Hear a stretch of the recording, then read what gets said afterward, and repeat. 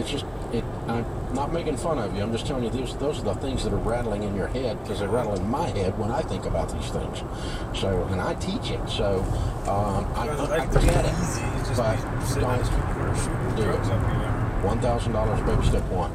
Baby step 2 is list your debts, smallest to largest. Pay minimum payments like your hair is on fire on everything but the little one, and attack the little one running as if you're running for your freaking life, because you are. Right now, Sally Mae in General Motors owns your butt. And I want you to go buy your butt back. Get this stuff paid off, man. Get your life back. And that's, that kind of that thing I'm putting in my voice that I'm transferring in my spirit to you right now, speaking that spirit of determination over you, this visceral feeling. And there's a whole lot more to that in getting out of debt than there is trying to figure out an angle or a math thing. And I'm always trying to figure out an angle or a math thing, because I'm a math guy. But there's no shortcut to any place that's worth going and busting. That's what I would tell you to do. It's a great question, though, as a new listener, and thank you for asking it, and thank you for letting me step up on my preach box for a minute there and preach, because it's good for all of us to be reminded what is happening here on the show and the people that are actually doing the things that we talk about on the show.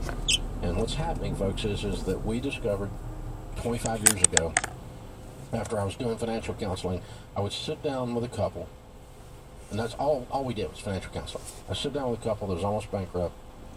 I would lay out a full game plan in detail that all the math worked on, where they could pay their bills. They could turn it around. In 3 months, they'd be current. I would work out a deal with their mortgage company. I'd work out a deal with their car company, and they were behind. They'd pay a payment and a half, get caught up, and it was all laid out. And they would go home, and 3 weeks later, they would surrender and file bankruptcy. It was all laid out. I did all the math work. Why didn't they do it? Because I sent them home from that meeting with the same habit patterns that they came into that meeting with. And I tried to fix habit patterns with math.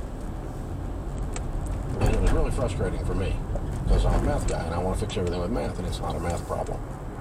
If we were doing math, people, we wouldn't have credit card debt. This is not a math problem. I mean, who in their right freaking mind would ever walk into a payday lender at 840% interest if you were doing math?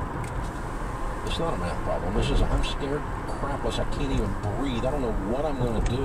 And so I wander into this place and I get ripped off by one of these payday lenders.